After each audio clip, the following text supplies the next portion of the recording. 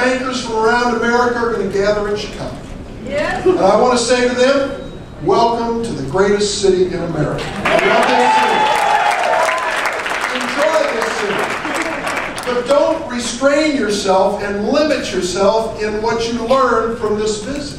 I understand that to inspire them, they have invited Newt Gingrich to give them a speech.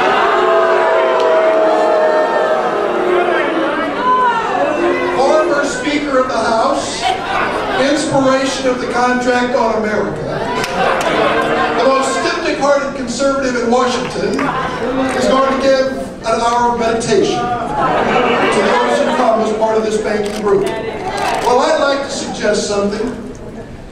That instead of Newt Gingrich, they meet a lady that I met last year. Her name is Nettie McGee. Nettie McGee lives on the south side of Chicago.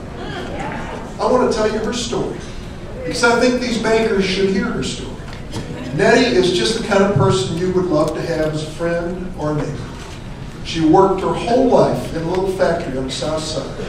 Didn't end up with a pension, but she ended up with her little house that she loved, and a little savings account and her Social Security check. And she retired to take it easy because she deserved it after all those years of hard work. And things were going just fine for her until one day there was a knock on the door. And the man at the door said, "Excuse me, are you Mrs. Nettie McGee?" And she said, "Yes." He said, "Well, I want to let you know that your home has been sold for taxes." She said, "That can't be true, because when I make my mortgage payment, they pay the taxes." "No, Mrs. McGee, it turns out you don't live on one lot, you live on 2 lots. Your backyard is a separate piece of real estate, and you have not been paying the taxes on it." She said, "Nobody ever told me that." "Well," he said, "if you want to keep this house, you got to deal with a tax lien on your house plus interest." And she said, "How much is it?" And he said, $5,000. He might as well have said $500,000. She didn't know which way to turn. She didn't have that kind of money. And so she looked on the television set, and there was a man saying to her, "Come on down. You need a second mortgage? You need a mortgage? Come on down. Just call this 800 number. Come on down." Nettie was a desperate person. She called that number. They were out the next day. They said, "We're going to take care of you. Listen, here's what we're going to do. We're going to give you a new mortgage. It's called a subprime mortgage. It's going to have a lower monthly payment, and we're going to pay off that tax lien." She said, "A lower monthly payment?" "Yes. And we'll pick you up in 2 days to go to the closing."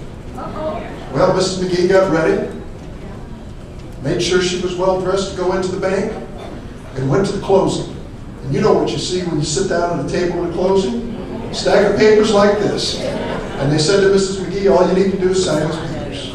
You sign these papers and everything's going to be just fine." She signed every paper just as she was told to sign. She got the check, paid off her tax lien, went home and breathed a sigh of relief. Breathed a sigh of relief for 6 months. And in 6 months, she got a bill for a mortgage payment that was more than her monthly Social Security check. Her mortgage had exploded right before her eyes.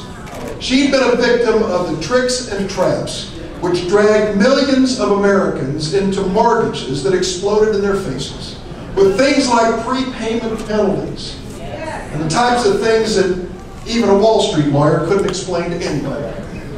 Well, she struggled, and after a lot of hard work, managed to refinance and keep her home, even though the payment now is a lot tougher because of what she went through. Wouldn't it be great if our friends from the banking community who are coming here to visit Chicago would meet Nettie McGee?